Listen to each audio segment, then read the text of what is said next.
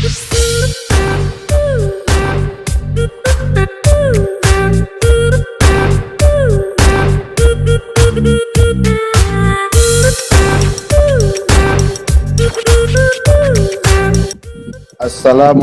warahmatullahi wabarakatuh.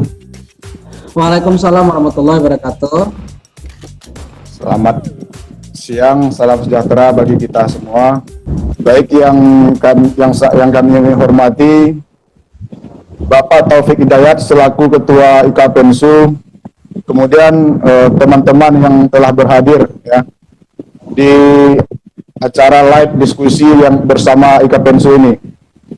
Baik, langsung saja untuk pertama kali, marilah sama-sama kita dengarkan opening speaker oleh Bapak Taufik. Kepada Bapak, kami persilahkan.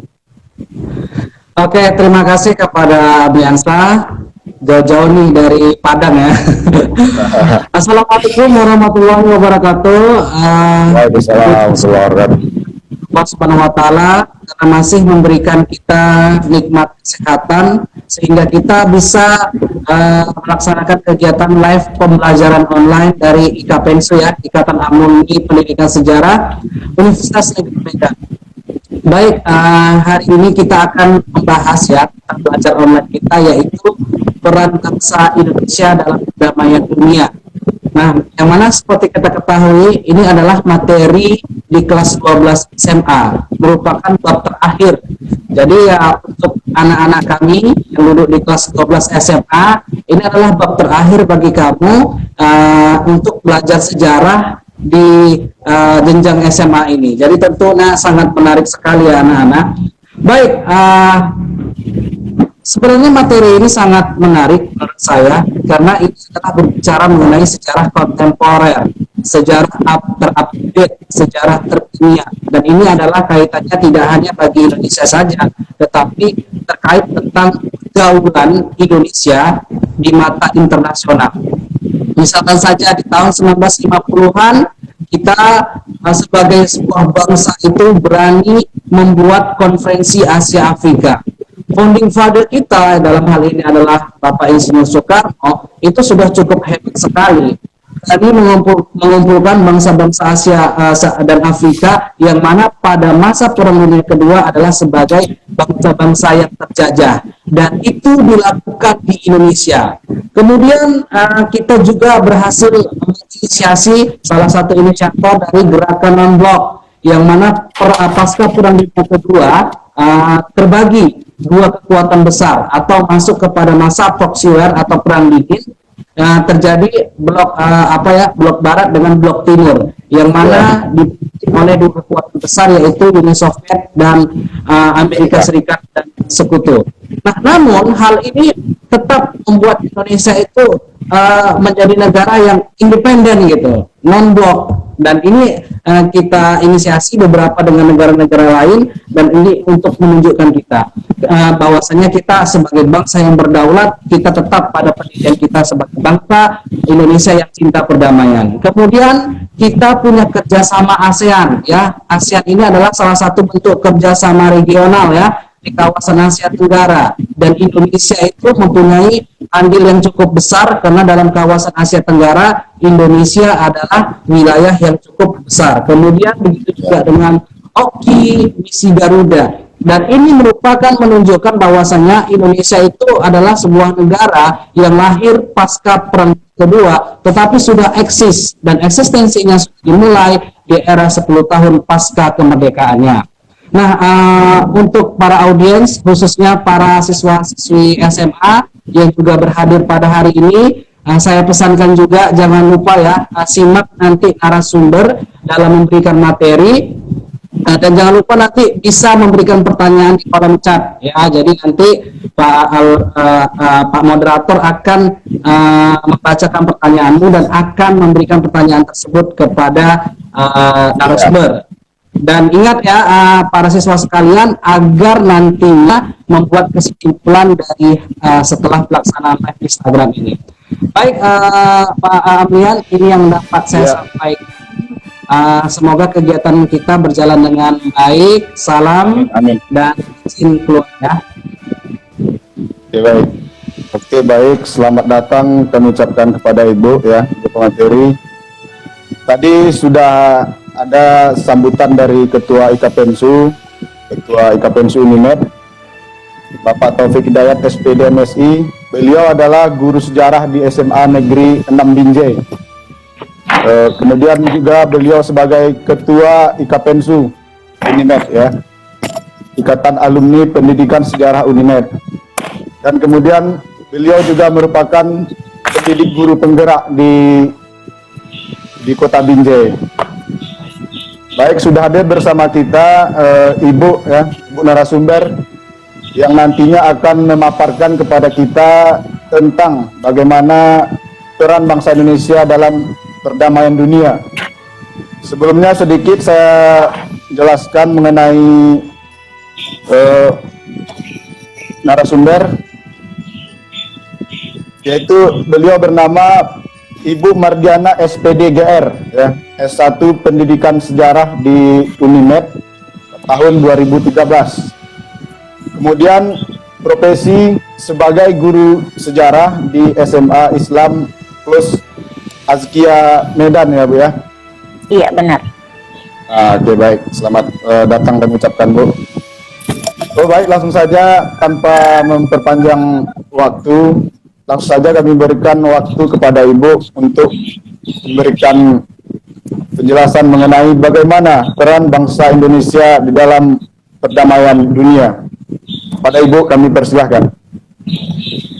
Oke, terima kasih kepada moderator ya. Kemudian terima kasih juga atas kesempatannya. Dalam pertemuan kali ini saya diundang sebagai narasumber untuk menyampaikan materi tentang bangsa Indonesia dalam perdamaian dunia. Nah, itu pastinya ya. Dan ini pastinya materi penting ya dalam pelajaran sejarah. Kenapa? Kalau katanya sudah peran Indonesia dalam dunia internasional, apalagi tentang perdamaian, itu tidak hanya berbicara tentang apa sih yang terjadi di masa lalu, tapi bagaimana keadaan Indonesia dalam menyikapi perdamaian dunia internasional di masa sekarang. Nah, itu yang paling penting. Kenapa? Karena memang sejarah nggak harus belajar masa lalu saja. Oke, tadi untuk perkenalan saya sudah dikenalkan oleh moderator ya, Bapak Moderator. Kemudian di sini langsung saja materinya ya. Nah, sebelum kita berbicara tentang peran Indonesia dalam perdamaian internasional, pastinya itu berkaitan dengan yang namanya hubungan internasional. Nah, sebelum sebagai sebuah negara, mengapa sih harus ada hubungan ya? Ada hubungan. Kita berbicara dulu tentang sebagai manusia.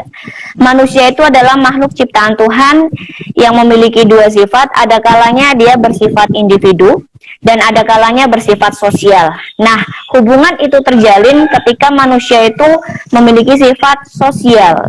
Kemudian, manusia sebagai makhluk sosial itu memiliki yang namanya daya nalar. Dan daya nalar itu hanya bisa berfungsi apabila manusia bekerja sama dengan orang lain. Jadi itulah fungsi kita sebagai guru misalkan ya. Nah, banyak sih ada buku paket siswa. Misalkan guru siswa itu punya buku paket pelajaran sejarah.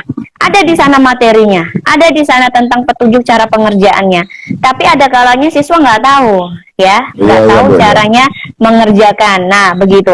Nah, disinilah fungsi guru yang mengkaitkan daya nalarnya tadi, yang akhirnya siswa tadi yang sebelumnya nggak tahu, jadi tahu cara mengerjakannya. Nah, itu dimaksud dengan daya nalar yang berfungsi apabila bekerja sama dengan orang lain. Nah, sebagai manusia saja, kita membutuhkan yang namanya hubungan kerjasama, apalagi sebagai sebuah negara yang terdiri dari ribuan, bahkan jutaan ya, bahkan miliaran yang namanya manusia. Kemudian untuk Indonesia sendiri, mengapa sih kita sebagai negara harus melakukan hubungan kerjasama? Karena ada kemungkinan-kemungkinan besar yang berkaitan tentang perdamaian dunia yang terjadi di masa sekarang. Yang pertama itu adalah paham yang ada pada masa Perang Dunia Pertama maupun Perang Dunia Kedua ataupun Perang Dingin, tapi sampai sekarang masih ada. Nah, itu dia ya. Iya, masih berlangsung. Paham apa itu chauvinisme ya? Jadi chauvinisme ini kan punya dua adik nih, satu nazisme, satu fasisme, walaupun sekarang negara tersebut sudah tidak menggunakan lagi ya. Jadi Chauvinisme ini paham yang sangat bangga terhadap negaranya, namun karena terlalu bangganya, dia menganggap negara lain itu sebagai negara yang lemah, yang hanya pantas dijadikan sebagai negara jajahan atau negara budak. Nah, itulah yang sekarang kita harus takutkan.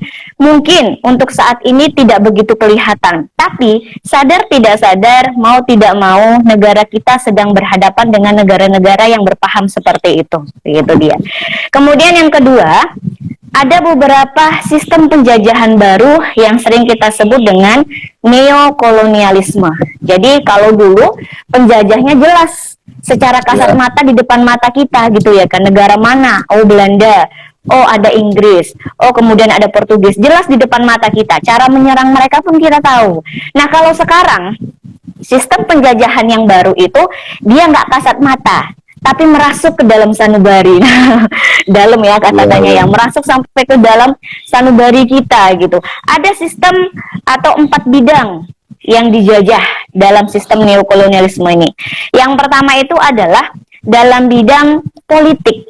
Nah, kalau mau menjajah itu memang harus politik dulu ya, terutama pemerintah dulu nih yang memang harus dirambah.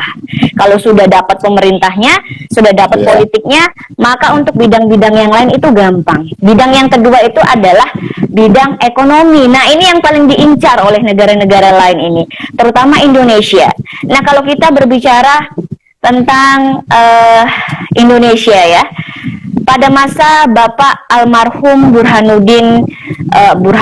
Bapak Baharudin ya, Yusuf Habibie atau yang pernah menjadi presiden di Indonesia.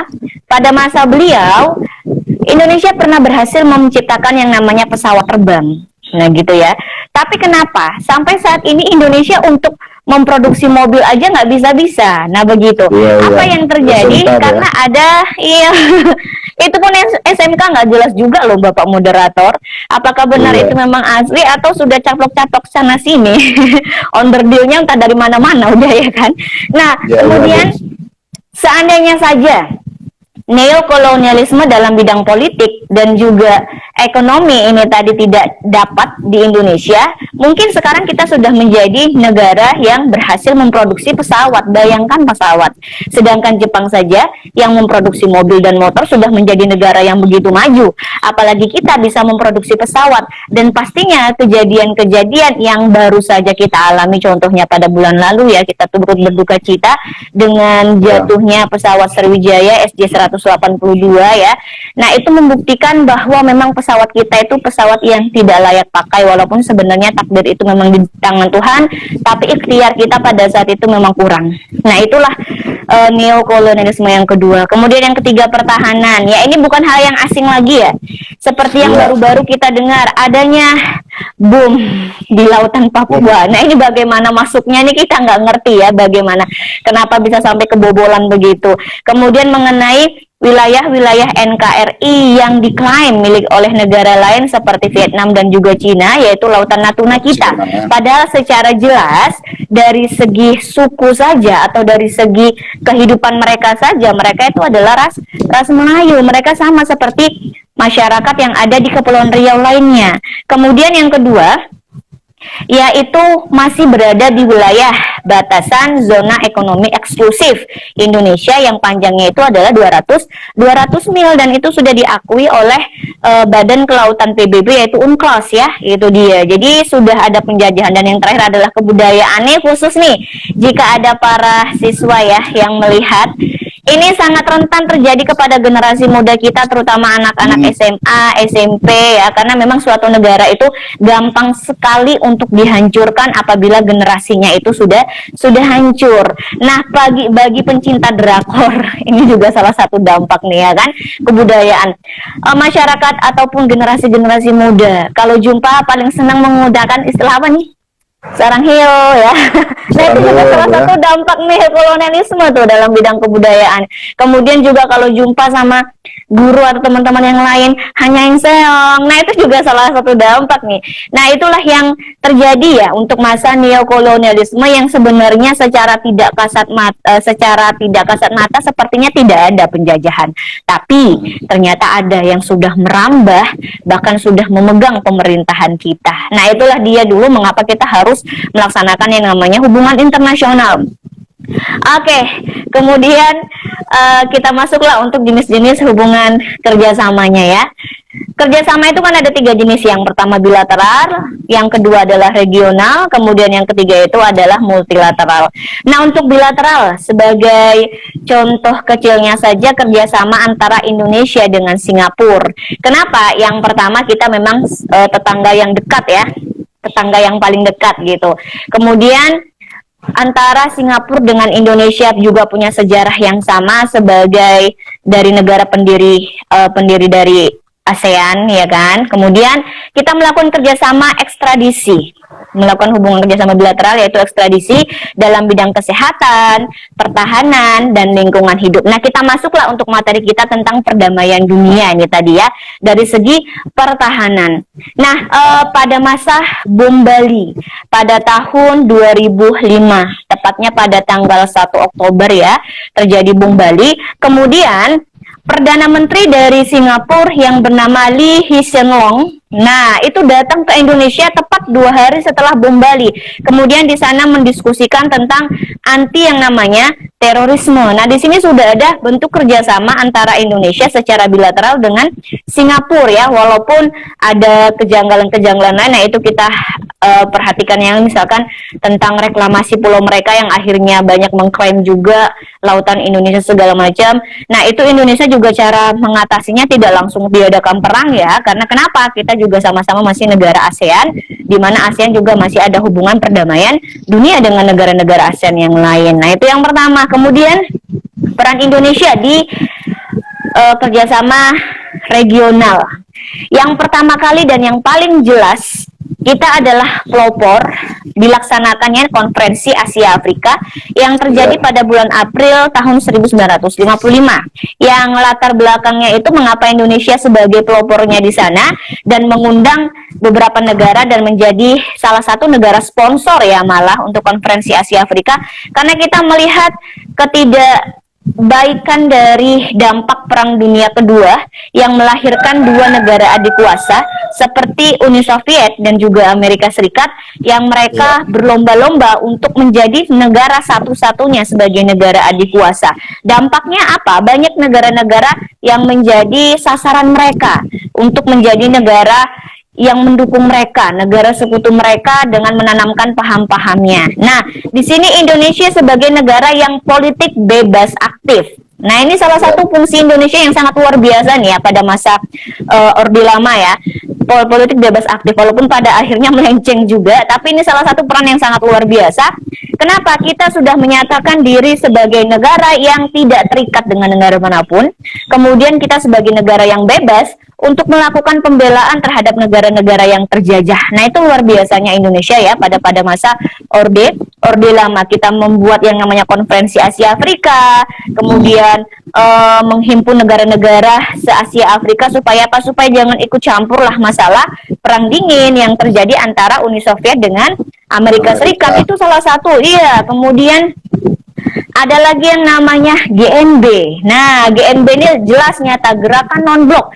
Kita menyatakan sebagai negara GNB itu tidak pernah berpihak kepada negara blok barat maupun blok timur, dan Indonesia di sini sebagai pelopornya. Ini luar biasa ya. Kita memang dulu sebagai negara yang benar-benar oleh negara lain itu diakui, walaupun sebagai negara yang baru merdeka.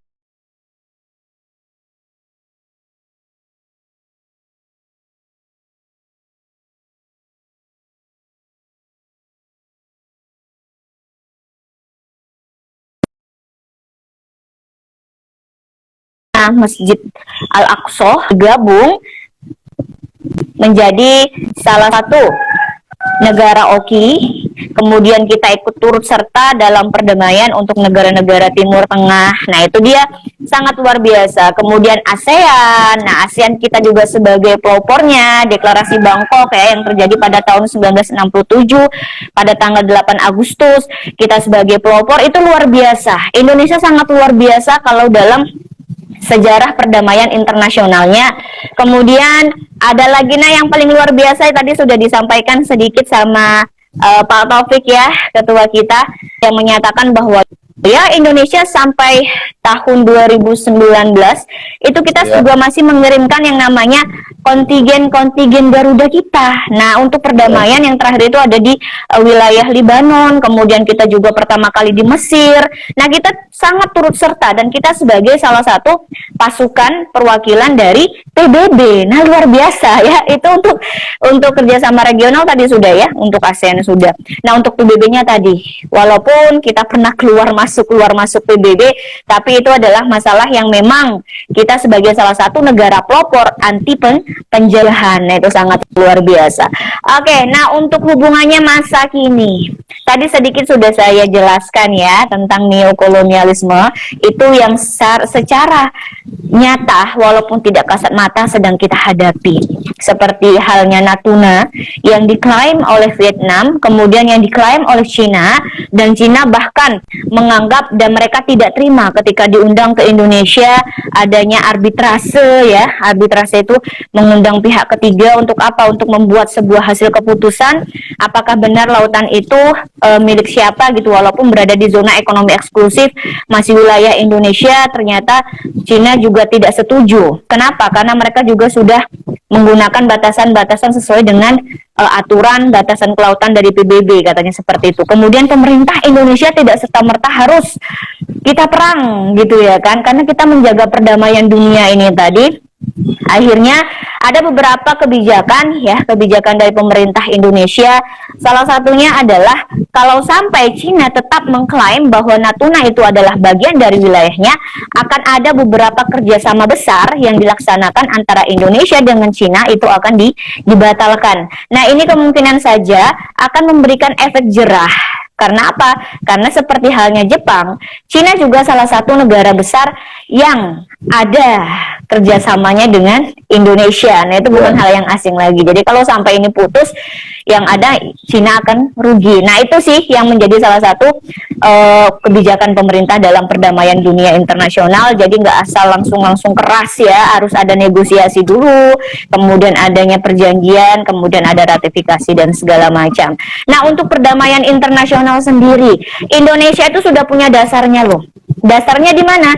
Yang pertama di landasan konstitusional kita, tepatnya di pembukaan Undang-Undang Dasar paragraf keempat. Itu menjadi cita-cita dan tujuan kita itu dalam perdamaian dunia. Kemudian di Pancasila ya, di sebagai landasan ideal kita, yaitu di sila ketiga Persatuan Indonesia, di mana Indonesia itu menghendaki hubungan kerjasama terutama dalam mengatur perdamaian dunia internasional. Jadi sangat luar biasa peran Indonesia dari masa ke masa. Dari awal kita merdeka saja, Indonesia itu adalah sebagai negara yang berani. Nah, itu dia. Jadi bagi generasi-generasi muda nih ya, bagi para siswa-siswi SMA ataupun SMK ataupun ya dari manapun ya, siapapun generasi muda kita sekarang, ingatlah neokolonialisme ini nyata di depan kalian.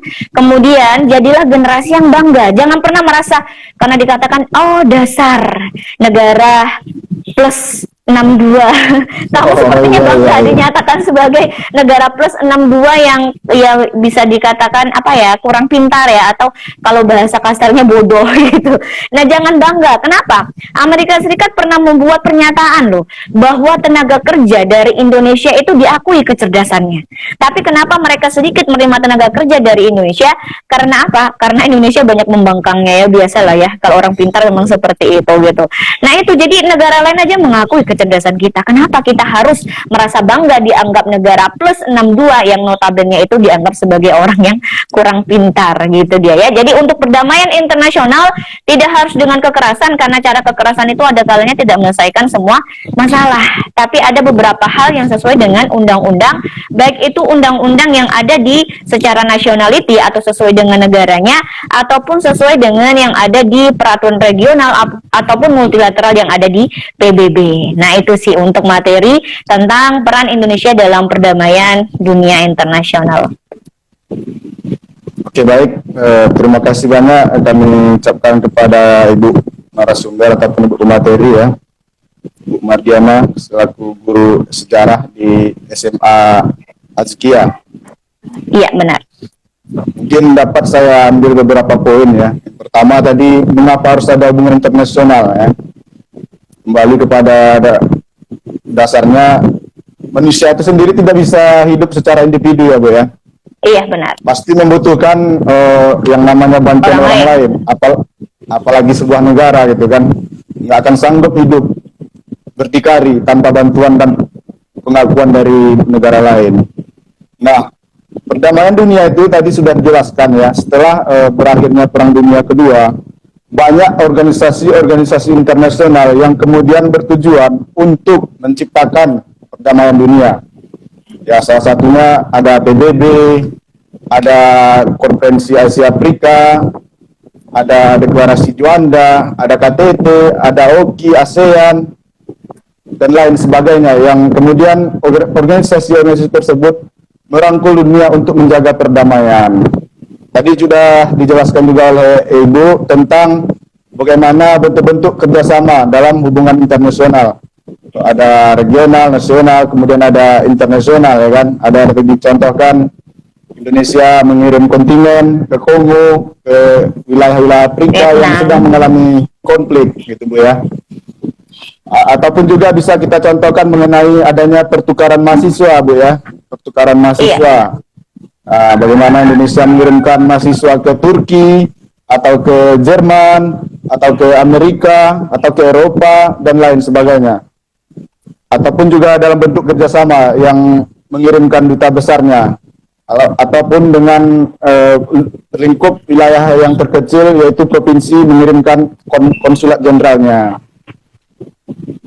Baik, mungkin ada, kita cek dulu Bu pertanyaan Bu ya. Iya, sepertinya, kita tunggu pertanyaannya. Yang untuk bertanya silahkan, yang mau bertanya, terutama untuk siswa-siswa kita yang mungkin nanti ada dari SMA, silahkan. Iya, mungkin ada nih dari pertanyaan yang sudah saya siapkan juga nih Bu kan. Oh boleh, silahkan Bapak Moderator.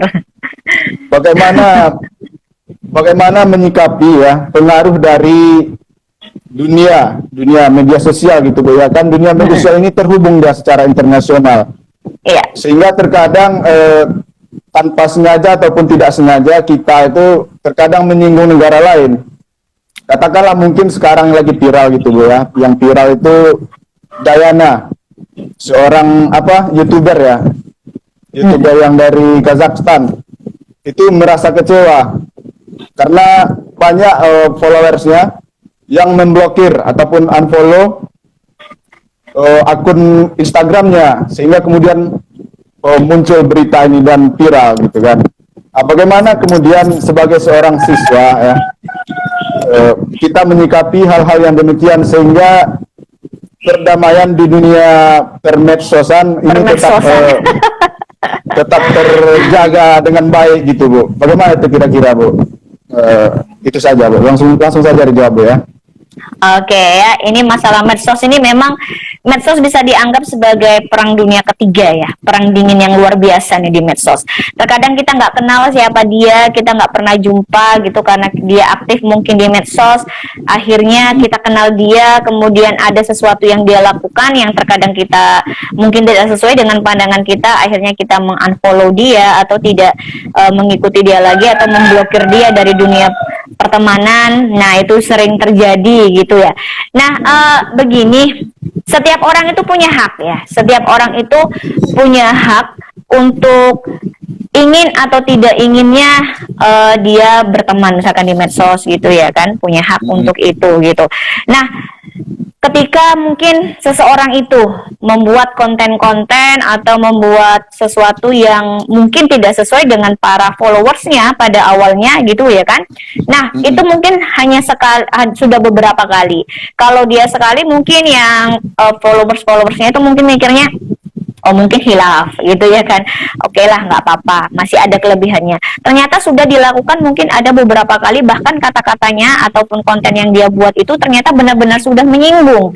Nah, itu daripada akhirnya kita berperang kata, ya kan, berperang kata, timbullah yang namanya hinaan, yang bisa saja dari hinaan awal itu yang tadinya secara individu bisa menjadi perwakilan negara. Ini sering terjadi loh antara Indonesia dengan Malaysia, antara medsos yang ada di Indonesia dengan Malaysia. Awalnya hanya masalah individu yang pada akhirnya menjadi masalah besar, ya kan, yang tentang bendera, kemudian tentang lagu juga. Itu jadi masalah negara loh. Iya, pada akhirnya menjadi perang negara nantinya kan, seperti itu ya kan. Karena memang biasa negara, tidak hanya Indonesia sih, rata-rata manusia di dunia ini sistemnya itu adalah sistem sekutu gitu. Nanti yang bermasalah adalah dua orang, yang perang bisa dua negara kan begitu. Jadi pantang yang namanya ada di apa sih istilahnya itu, pemicu, ada namanya pemicu. Jadi daripada menghindarkan supaya jangan ada kata-kata yang pada akhirnya akan menjadi masalah besar, kalaupun ternyata followersnya itu meng-unfollow dia, nah begitu ya kan, itu salah satu hak dia gitu, maksudnya hak si followersnya tadi, kita tidak bisa melarang. Nah, kita sebagai public figure misalkan ya kan, karena kita banyak followers, ya kita jagalah yang namanya sikap kita, konten-konten kita, supaya apa? Supaya orang lain itu tidak merasa tersinggung, karena semua orang punya hak untuk itu, kecuali kalau yang meng-followers dia itu, yang meng-unfollow dia itu ada satu orang atau ada beberapa oknum tertentu yang meminta kepada beberapa banyak orang untuk meng-unfollow dia. Nah, itu mungkin salah satu konspirasi. Tapi kalau memang gara-gara yang dia buat, konten yang dia buat, status atau segala macam yang dia lakukan yang tidak sesuai dengan para followersnya, yaitu sudah menjadi hak para followersnya. Nah, untuk menjaga perdamaiannya gimana? Tidak hanya dari para followers dong tentunya, dan dia juga harus kita berilah ya kira-kira apa sih masukan yang terbaik untuk dia, dan para followersnya juga paling utama pastinya harus memberitahukan juga, jangan langsung unfollow, kira-kira apa sih yang menjadi kesalahan dia gitu, jangan diulangi lagi supaya tidak di unfollow. Nah begitu, jadi kita harus menjaga lah ya, kalau kita memang ingin banyak teman ya, apalagi yang berbineka ya atau yang beragam ini tadi, ya kita harus jaga persatuan itu tadi, jangan seenaknya saja dari satu pemikiran, begitu dia. Oke, luar biasa kali jawabannya Bu ya. Intinya etika gitu ya, etika dan bagaimana menjaga akhlak. Karena baru-baru kemarin ini viral, baru-baru kemarin itu viral gitu Bu ya. Takutnya nanti ini berimbas kepada seperti yang Ibu sampaikan tadi ya, menjadi masalah negara ya, bukan lagi masalah individu gitu ya. Iya. Oke. Iya, jadi memang segala sesuatu itu akhlak yang paling utama ya, bahkan di dasar negara kita sendiri ya, kalau ada di pasal 31 itu ya tentang pendidikan, di pasal 31 itu dinyatakan bahwa pemerintah itu paling memayoritaskan pendidikan nasional itu meningkatkan yang namanya iman dan juga akhlak. Jadi kecerdasan itu setelah attitude gitu. Jadi yang paling utama keimanan, karena memang kita negara ketuhanan. Kemudian yang kedua adalah akhlak. Iya, itu yang paling utama. Makanya sekarang kita agak sedikit khawatir ya dengan keadaan generasi muda kita yang sedikit ada masalah menghina-hina temannya itu harus di medsos. Kemudian sedikit ada masalah, jangankan teman, nanti misalkan nih dia nonton sepak bola gitu ya kan, Indonesia melawan Malaysia, tiba-tiba ada seperti teridentifikasi adanya kecurangan yang dilakukan oleh Malaysia.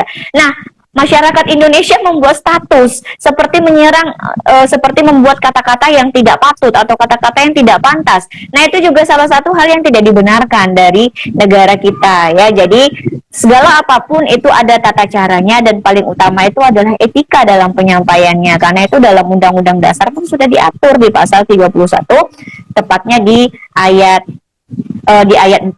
Nah, itu dia ya. Jadi memang itu yang paling utama. Oke, baik. Apakah sudah ada masuk pertanyaan? Sepertinya belum ada ini, Bu. Iya, mungkin pada sibuk daring kali ya. Iya. Atau sama-sama teman-teman yang sibuk. lain ya. Masih aktif jam belajar, Bu ya. Iya, iya. Mungkin ada pertanyaan dari saya saja lah, Bu ya, sebagai untuk mengisi tambahan berbagi ilmunya begitu kan. Iya, boleh, tidak apa-apa. Nanti pun saya boleh tanya juga ya. Boleh lah, saya berbagi apa iya, iya gitu kan. Iya, saya lihat dari backgroundnya pun Bapak ini kayaknya mahasiswa pasca sarjana ya, pasca sarjana jurusan Alhamdulillah lah, Bu, sejarah itu. lagi proses, Bu. Alhamdulillah. Iya, mudah-mudahan. Iya, iya. Doakan juga saya segera menyusul. Amin. Amin, insyaallah. Ditunggu di UNP, Bu ya. Boleh, mungkin, boleh ya. Atau mungkin ke Jawa gitu kan, ke Jawa. Iya, yang penting kita masih dalam satu forum. Ya, ya, si lingkup sejarah yang tentunya membahas tentang keindahan gitu ya, keindahan masa lalu yang beraplikasi terhadap masa depan gitu kan. Masa kini, ya benar. Oh, jadi pertanyaan berikutnya, Bu, bagaimana gitu, Bu ya? Bagaimana hubungan internasional terkini gitu, Bu ya? Maksudnya terupdate lah abad 21, kita berbicara mungkin dari tahun 2000 sampai ke tahun 2020. Bagaimana hubungan internasional itu, apakah kemudian dunia masih aman-aman saja atau hanya sebatas simbol saja, aman-aman saja itu? Dunia masih aman-aman saja itu hanya sebatas simbol, sementara di dalamnya kita lihat begitu banyak ya kan, konflik-konflik. Karena begini, Bu, di media-media nasional terkadang hal-hal yang kemudian berpengaruh terhadap keamanan negara itu disembunyikan terkadang, seperti halnya di KKB gitu kan. Sebagaimana kita tahu KKB itu kan kelompok kriminal bersenjata, itu kemudian tidak dicap teroris oleh pemerintah gitu, bukan? Sementara nanti ada kasus pembunuhan atau apalah dicap teroris. Jadi bagaimana sebenarnya kita menyikapi hal-hal yang demikian? Seolah-olah terkadang ini disembunyikan begitu, Bu. Kira-kira bagaimana menurut Ibu itu? Oke ya, untuk dunia untuk sekarang ini ya, iya memang sih banyak hal-hal yang seperti Bapak sampaikan tadi terjadi gitu. Terkadang kita melihat yang namanya dunia media gitu, itu seperti tidak sesuai dengan kenyataannya, tapi sesuai dengan istilah dari kata negara. Negara itu berasal dari bahasa Sanskerta, yaitu diambil kata dasarnya nagari, yang artinya itu adalah wilayah, kota, atau kekuasaan. Jadi negara itu yang memegang itu adalah kekuasaan, gitu dia ya. Jadi kalau kita berbicara tentang kekuasaan, kita nggak bisa langsung bilang secara langsung, nah ini pemerintah begini, tidak. Tapi kita menyikapinya sebagai warga negara yang baik. Kita tidak pula harus tutup mata, tapi tidak pula harus dengan secara anarkis menghadapinya itu, gitu ya. Nah, kalau misalkan nih hubungan internasional yang tahun 2020 ini sesuai dengan kerjasama APEC ya, khusus untuk negara-negara Asia Pasifik, yang pusatnya itu diselenggarakan di Australia, di mana latar belakang utamanya adalah karena ingin menyaingi Jepang sebagai negara industri. Indonesia masuk di dalamnya. Pada tahun 2020, Indonesia adalah salah satu negara yang harus menerapkan perdagangan bebas. Jadi kalau sekarang kita melihat banyak dari negara-negara lain yang menanamkan sahamnya di Indonesia, nah itu merupakan salah satu dampak dari APEC. Nah, kita mau berbuat apa? Kenapa? Karena kita sudah terlanjur masuk di dalam APEC. Jadi perdagangan bebas itu sudah terjadi yang menerapkan bea cukai itu hanya 0%. Kalaupun paling banyak itu 5%, itu pun khusus untuk alat-alat persenjataan perang. Nah, itu hanya 5%, selebihnya 0%. Nah, kita jangan memandang negatifnya. Kalau kita memandang negatifnya, ya Indonesia mana mampu. Kalau Indonesia terus masuk menjadi perdagangan bebas, otomatis Indonesia hanya menjadi negara konsumsi. Kita jangan memandangnya itu dari perspektif yang negatif. Tapi kita harus bisa memandangnya itu dari hal yang positifnya. Nah, itulah salah satu hal atau cara, satu-satunya cara yang bisa kita lakukan, membuat pandangan positif atau membalikkan dari yang negatif menjadi positif, gitu dia. Jadi dari perdagangan bebas itu, kita kan juga negara APEC. Kita juga apabila melakukan penanaman modal ataupun kita melakukan ekspor ke negara-negara APEC yang lain, otomatis kita juga tidak dikenakan bea cukai. Bukannya bisa kita mengambil kesempatan dari sana untuk bisa menjadi negara yang terbuka peluang usahanya dan pasarnya pasar internasional ya, jual aja sesuatu ataupun buat aja produksi sesuatu yang belum pernah kita keluarkan. Contohnya nih yang sepele aja lah ya kan, sambal tuk-tuk dari Batak Toba nih. Itu kalau kita jual keluar itu bukan tidak berpenghasilan dan pasti banyak yang suka gitu, karena untuk masakan tradisional yang ada di Indonesia, kalau menurut saya sampai saat ini untuk negara-negara lain itu di lidah mereka masih familiar, bahkan mereka itu suka sama kuliner-kuliner yang ada di Indonesia. Nah, itu harus kita pandang positifnya. Iya, kalau kita hanya memandang negatifnya, misalkan nih ya kan, ya nih Cina nih banyak menanamkan modal nih di Indonesia. Ih, kalau jumpa sama orang Cina jadi, Cina nih Cina. Jadi kita sensitif gitu, atau kita merasa sinis gitu melihatnya ya kan. Kenapa? Karena kita perspektifnya adalah negatif. Ya bukan tidak boleh kita berperspektif seperti itu. Tapi dalam keadaan sekarang, seperti istilah dari kata negara tadi, kekuasaan sedang memegang. Jadi kita tidak bisa menjudge begini, yang ada kita nanti seharusnya bisa berpeluang, bisa merubah sesuatu yang kecil menjadi hal yang besar, terakhir kita menjadi terpuruk karena itu. Kan sayang gitu. Kenapa kita tidak bisa berpikiran mengambil perspektif yang positifnya tadi, mengambil peluangnya gitu. Kenapa? Karena dalam keadaan terpaksa gitu ya kan. Kecuali kalau memang negara kita benar-benar dalam keadaan yang benar-benar bahaya. Contohnya masyarakat benar-benar sudah sangat miskin, sudah banyak yang jatuh sakit, pemerintah tidak ada peduli. Nah, itu bisa, kita harus perang mati-matian untuk di sana. Tapi kalau untuk sekarang ini kita belum bisa melihat gambaran yang nyata. Belum bisa melihat gambaran nyata. Kenapa? Karena dunia sedang dipermainkan oleh yang namanya media massa. Jadi kita harus bijak dalam mengatasinya dan bijak dalam berpikir. Jangan langsung bentar-bentar langsung berbuat yang anarkis atau bentar-bentar menimbulkan ujaran-ujaran yang bisa saja teman menjadi tidak senang dengan kita. Nah, itu bisa menghilangkan sekutu kita jadinya ya kan. Itu dia salah satu caranya. Kemudian mungkin pertanyaan terakhir berikutnya Bu ya. Bagaimana virus corona ini kan virus terkait apa ini Bu ya? Dunia internasional. Bagaimana tanggapan Ibu terkait virus corona ini dalam kaitannya dengan hubungan internasional dalam perdamaian dunia? Oke, yang mengenai virus corona, wah ini luar biasa, ini terupdate nih. Ini kayaknya masuk ke tes CPNS. Kebetulan saya juga tentor ya untuk kelas CPNS, jadi mungkin masuk nih ya untuk soalnya ini. Nah, untuk CPNS, masalah virus, apa, jalur apa itu Bu? Jalur apa itu Bu? CPNS jalur ya terbuka, kan ada yang terbuka yang P3. Saya maksudnya saya tentor gitu. Tentor untuk gitu. Kayaknya sepertinya keluar gitu. Oke, nah untuk masalah tadi ya virus corona sekarang kan ini sudah mendunia ya, sangat luar biasa virus corona ini. Ada beberapa pandangan itu sepertinya hanya konspirasi. Kemudian ada beberapa pandangan yaitu memang virus yang mematikan gitu ya kan. Nah, di sini kembali lagi pandangan kita.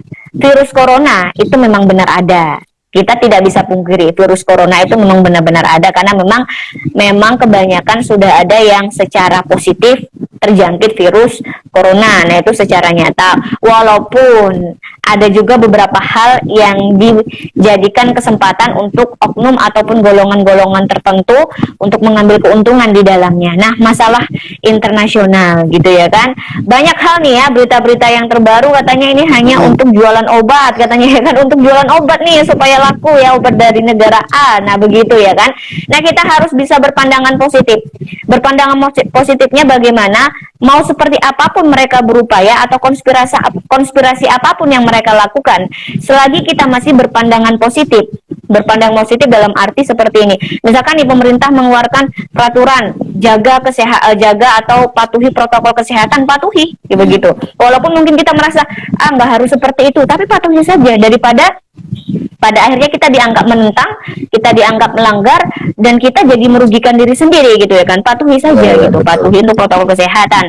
Kemudian itu kan juga baik sebenarnya untuk kesehatan ya kan. Terus jagalah tetap apa yang kita takutkan itu kan tentang virus corona ini tadi, memang benar-benar ada ya, kita tetap jaga. Jangan sampai yang awalnya kita berpikiran virus corona ini main-main, virus corona ini nggak beneran gitu ya kan. Jadi akhirnya kita terjangkit beneran. Nah itu yang bahaya. Jadi dalam menghadapi ini ya memang kalau saya sendiri berpandangan sepertinya ada konspirasi di belakangnya. Tapi dibalik itu kita harus tetap berpikiran positif. Kenapa? Karena perjuangan kita tidak hanya secara anarkis, tapi perjuangan kita juga harus secara strategi ya, harus ada strategi yang kita buat gitu dalam menghadapi hal-hal yang seperti ini gitu. Jadi kita jangan sampai terpancing dengan ya berita-berita yang kita belum tahu antara benar atau salahnya. Kita punya pandangan sendiri, jadi jangan jagalah emosi kita tadi ya, tahan ya. Kita kan sebagai manusia yang beriman dan berakhlak itu punya batasan tertentu gitu. Ya, terima kasih banyak Bu ya, penjelasannya begitu bagus ya, dengan kata-kata yang mudah dimengerti oleh kita gitu ya. Mungkin kita cukupkan sampai di sini ya Bu ya. Oke, iya, karena sudah selesai juga ya materinya. Bisa mengambil sedikit kesimpulan, intinya dari pemaparan dari Ibu tadi kita bisa mengambil poin-poin dalam menjaga hubungan perdamaian ya, dimulai dari individu. Mari kita jaga sikap, jaga diri, jaga lingkungan, jaga hati, jaga semua lah pokoknya. Yang kemudian itu akan berpengaruh terhadap jaga negara dan lingkungan jaga dunia, kita ya. Lingkungan. Mungkin itu sajalah. Semoga diskusi yang sedikit ini bisa menambah wawasan bagi siswa-siswa yang walaupun nggak bisa aktif secara langsung sejarah sekarang bisa mengikuti. Harapan nanti bisa mengikuti diskusi yang demikian. Oke, sekali lagi terima kasih banyak Ibu, kami ucapkan. Iya, terima kasih kembali, sama-sama. Terima kasih kesempatannya. Kalau ada salah mohon dimaafkan Bu ya, kalau ada salah mohon dimaafkan. Begitu juga dengan saya. Iya. Dan salam kenal Bu ya. Iya, saya juga baru kenal dari ini ya, dari flyernya itu ya. Ternyata moderatornya masih Taufik. Iya, benar-benar Pak Taufik. Alumni PIS Bu ya, alumni PIS Bu. Iya, PIS Unimed tahun 2013, angkatan 2009, kemudian tamat 2013. Iya. 4 tahun pas Bu ya. 3 tahun setengah kemarin. Mantap, mahasiswa teladan. Kalau kita tahun 2012 masuk kita Bu, tahun 2012, wisuda 2016. Pas 4 tahun ya. Pas-pasan. Dan sekarang alhamdulillah lagi lanjut studi lah di program. Iya, mudah-mudahan lah sukses. Iya, sukses ya. Amin. Sama-sama sukses lah Bu. Bisa menjadi guru sejarah yang profesional ya kan, kemudian guru sejarah yang mampu membuat perubahan setidaknya dalam penanaman karakter. Nah, karena guru sejarahnya tugasnya utama adalah penanaman karakter bagi siswa-siswa ya. Kalau soal ilmunya atau pendalamannya itu terkadang siswa lebih pintar lagi dari guru-gurunya karena mereka lebih berwawasan. Jadi karakter yang paling utama. Menanamkan itu yang susah Bu ya. Oke. Lagi sekarang sekolah online Bu ya, jadi nggak bisa karakter langsung dipraktekkan. Karakter secara kasat matanya nggak nampak itu. Paling kalau kita lihat dia mengisi absensinya terlambat, oh ini modelnya suka terlambat. Atau ketika dalam pengerjaan tugas dia suka yang teka-teki daripada yang hanya sekedar esai atau pilihan berganda, oh dia ini suka hal-hal yang baru atau hal-hal yang menantang. Paling seperti itu yang bisa kita lihat ya kan. Oke, makasih banyak ya berbagi pengalamannya Bu ya. Iya, sama-sama. Terima kasih atas kesempatannya. Mungkin sampai di sinilah Bu ya, saya tutup.